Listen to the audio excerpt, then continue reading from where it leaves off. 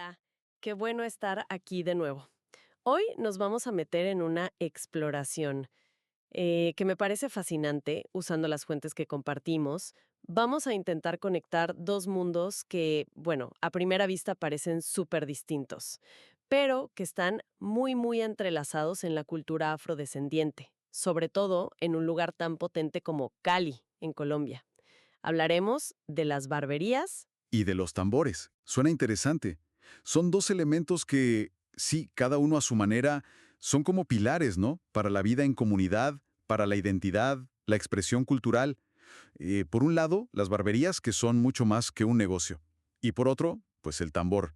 Ese sonido que nos conecta con lo ancestral, con la memoria colectiva. Exacto.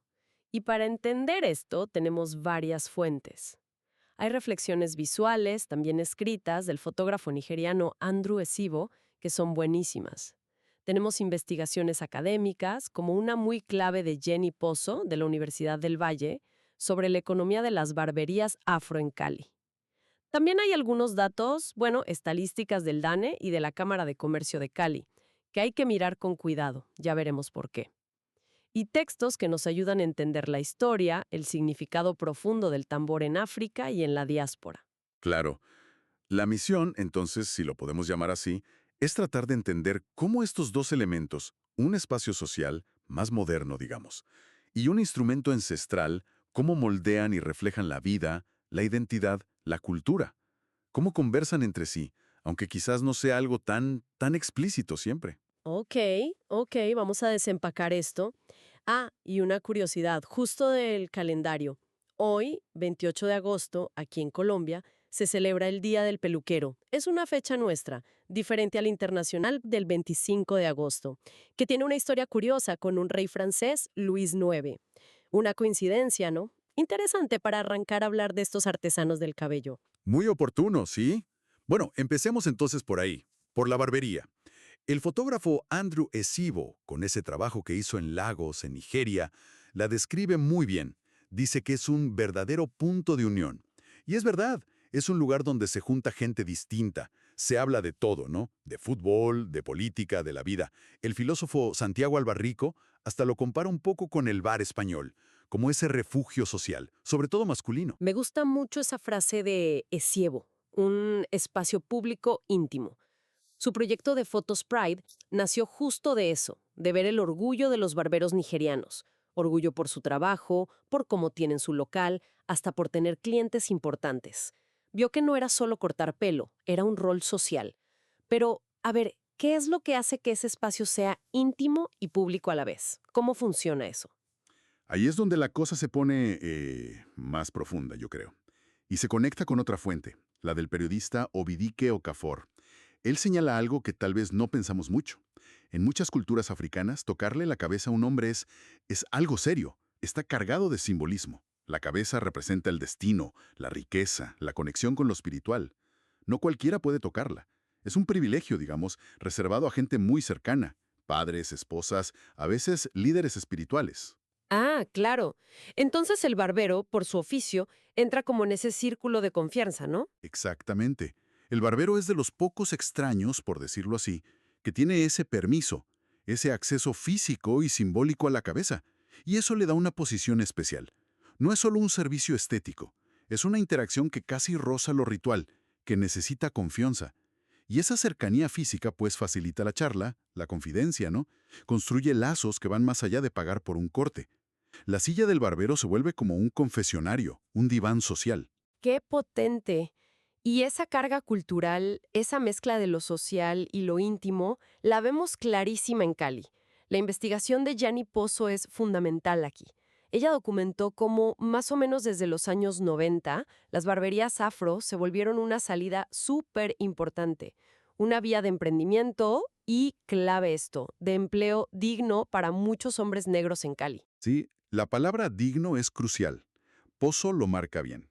Para muchos, abrir su barbería era una alternativa a trabajos más precarios o a veces estigmatizados, como la construcción, las ventas en la calle.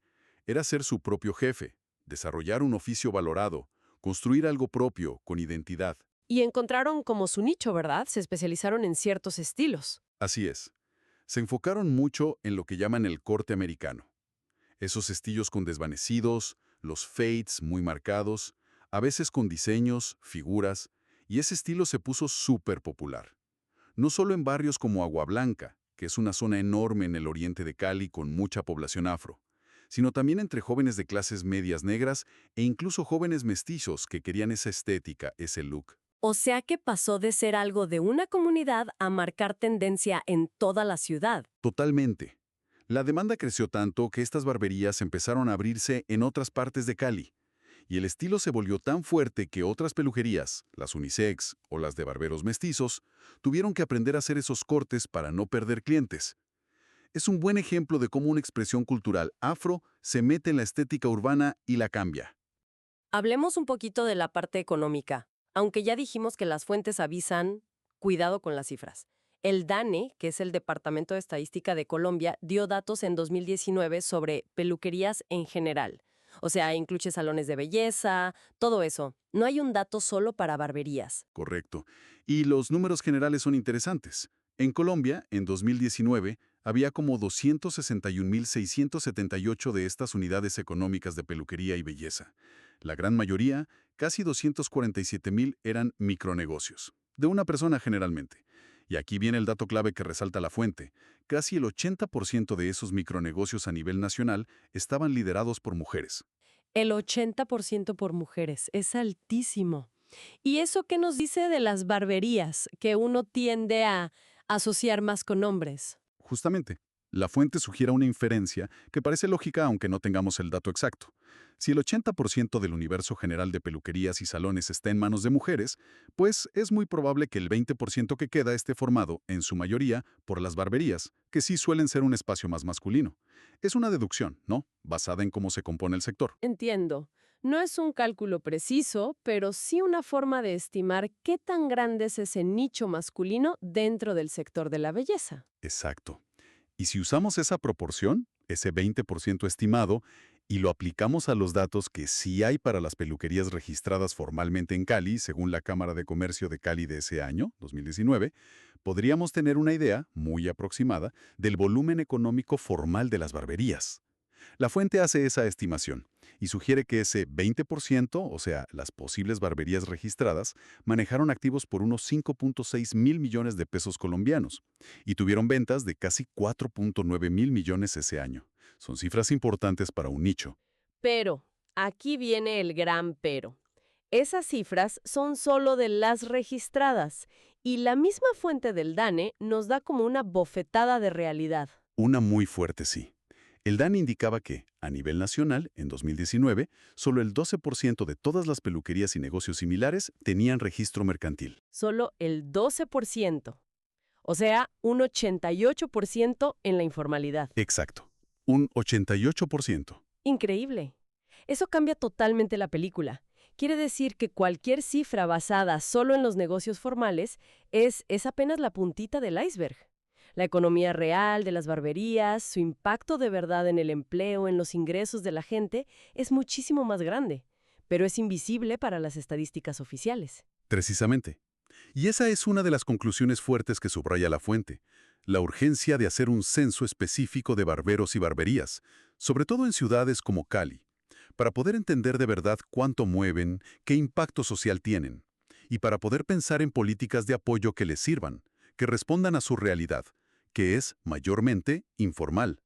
Hay un valor cultural y social gigante, pero una visibilidad económica formal muy, muy baja. Es una paradoja. Es fascinante ver cómo un lugar tan del día a día tiene tantas capas: identidad, comunidad, economía informal, estética. Pero bueno, demos un giro ahora. Dejemos el espacio físico, social de la barbería y entremos al universo del sonido. Un sonido que también es un pilar de identidad y comunidad afrodescendiente: el tambor. Es una transición interesante, sí, porque si la barbería construye comunidad en lo cotidiano, en el cara a cara, muchas veces por fuera de la economía formal, El tambor construye y sostiene la comunidad a través del ritmo, de la memoria, de la espiritualidad.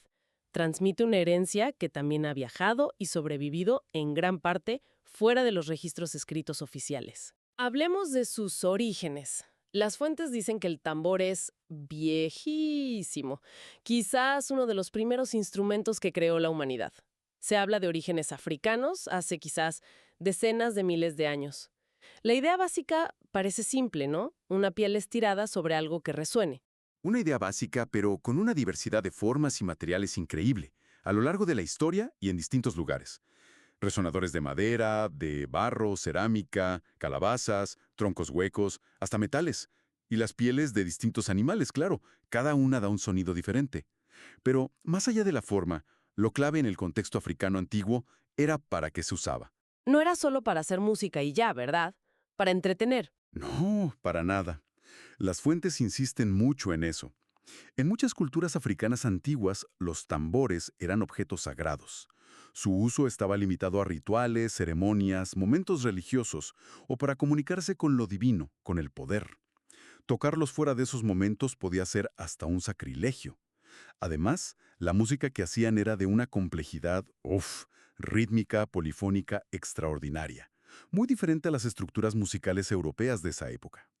Y esa complejidad y esa cosa sagrada hizo difícil que otras culturas los adoptaran así nomás. Sí, eso y otro factor. Construir y sobre todo tocar ciertos tambores sagrados era un arte reservado, para iniciados. El conocimiento pasaba dentro de familias, de sociedades secretas, muchas veces con reglas súper estrictas, tabúes. No era algo que se pudiera aprender o copiar fácil desde afuera. Eso explica un poco por qué, aunque hubo contactos comerciales tempranos, la percusión africana no entró tan fuerte en otras culturas hasta mucho después, y principalmente a través de la diáspora forzada. Y ahí llegamos a ese capítulo tan doloroso, la esclavización, el traslado a América. ¿Cómo sobrevivió el tambor en medio de esa ruptura tan brutal? Pues sobrevivió adaptándose, transformándose, pero manteniendo una esencia. Aunque rompieron la estructura social africana, se lograron recrear formas de organización comunitaria. A veces se llamaban cofradías, cabildos, hermandades en el nuevo contexto. Y dentro de esas nuevas estructuras, el tambor siguió siendo central. Se mantuvieron o se adaptaron muchos de los rituales que lo rodeaban. ¿Cómo cuáles, por ejemplo?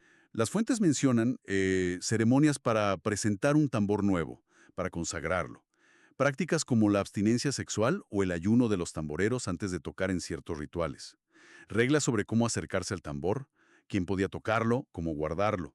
Se formaron grupos de tamboreros, muchas veces unidos por familia o compadrazgo, que eran como verdaderas cofradías, grupos cerrados que guardaban ese saber. Y el aprendizaje seguía siendo muy tradicional, me imagino, de maestra a aprendiz. Totalmente.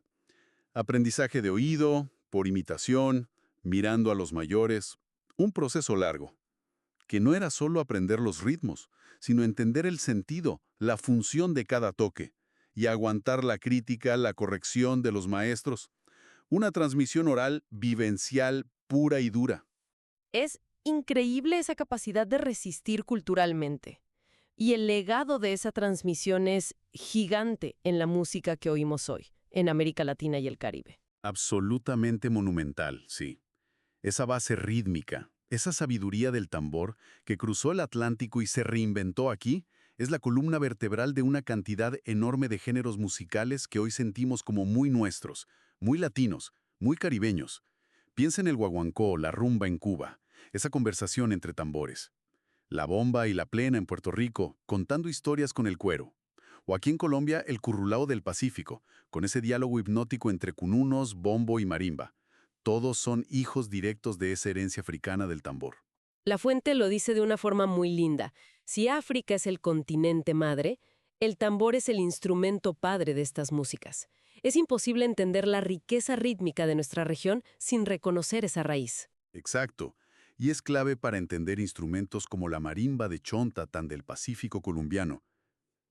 La marimba canta, sí, pero son los tambores, el bombo, los cununos, macho y hembra, los que le dan la base, la tierra, el pulso vital. Crean esa base rítmica compleja, contagiosa, sobre la que todo lo demás se apoya. Hablando de contagioso, es que el tambor tiene ese poder casi físico, ¿no? Te mueve, llama al cuerpo, al baile, de una forma muy directa. Tiene una conexión directa con el pulso, con el latido del corazón. El ritmo del tambor organiza el tiempo, el espacio, de una manera que te invita a meterte con el cuerpo. Es un llamado a estar juntos, a celebrar, a expresarse en grupo.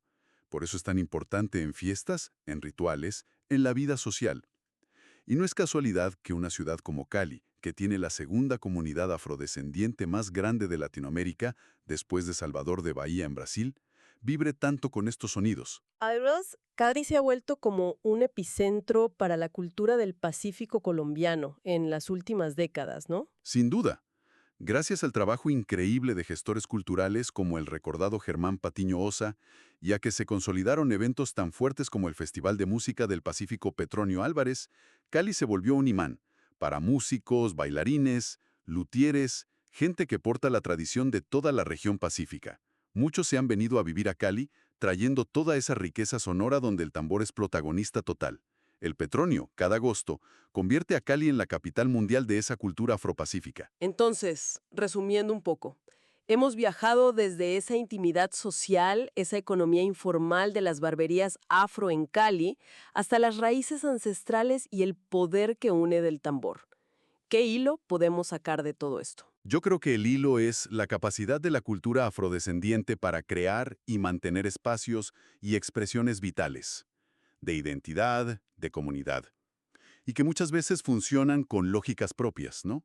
Paralelas o incluso al margen de las estructuras formales, ya sean económicas o culturales dominantes. La barbería como ese microcosmo social y motor económico informal, y el tambor como esa memoria sonora, ese corazón rítmico que pasa de generación en generación, de boca en boca, de cuerpo a cuerpo. Son dos ejemplos muy potentes de resiliencia, de creatividad cultural. La barbería, que es más que cortar pelo, es donde se hacen redes, se afirma una estética, se busca el sustento. Y el tambor, que es más que sonido, es conexión con los ancestros, es lenguaje común, es el alma de la fiesta, del ritual. Exacto. Ambos, el espacio físico que reúne y el sonido que convoca, son claves para entender la complejidad, la riqueza de la experiencia afrodescendiente. Son formas distintas, pero que se complementan, para construir pertenencia, para mantener viva una herencia y para proyectarla al futuro. Y esto nos deja con una reflexión final, que sale justo de lo que hablamos. Pensando en esa altísima informalidad económica de las barberías, que vimos en los datos, y por otro lado esa profunda tradición oral, ritual, que rodea el tambor, su música, cómo se aprende, la pregunta es, ¿cuánta de toda esta inmensa riqueza cultural y social funciona y se transmite realmente por fuera de los registros formales, más allá de los libros de contabilidad o de las partituras? Es una pregunta crucial, sí. Nos hace cuestionar cómo valoramos, cómo apoyamos, cómo preservamos expresiones culturales que tienen su fuerza justo ahí, en esa transmisión viva, en esas redes informales, en la oralidad. Corremos el riesgo de invisibilizarlas o peor, de debilitarlas si intentamos medirlas o formalizarlas con herramientas que quizás no encajan con su naturaleza. Claro, cómo asegurar que el apoyo no termine como distorsionando o folclorizando algo que es vital, que es orgánico. Es un desafío grande para los gestores culturales, para las políticas públicas, para todos como sociedad. Cómo reconocer y nutrir esa riqueza que florece también y a veces, sobre todo, en los márgenes de lo oficial. Una cuestión clave para seguir explorando. Bueno, gracias por acompañarnos en esta inmersión profunda de hoy. Ha sido muy interesante. Hasta la próxima.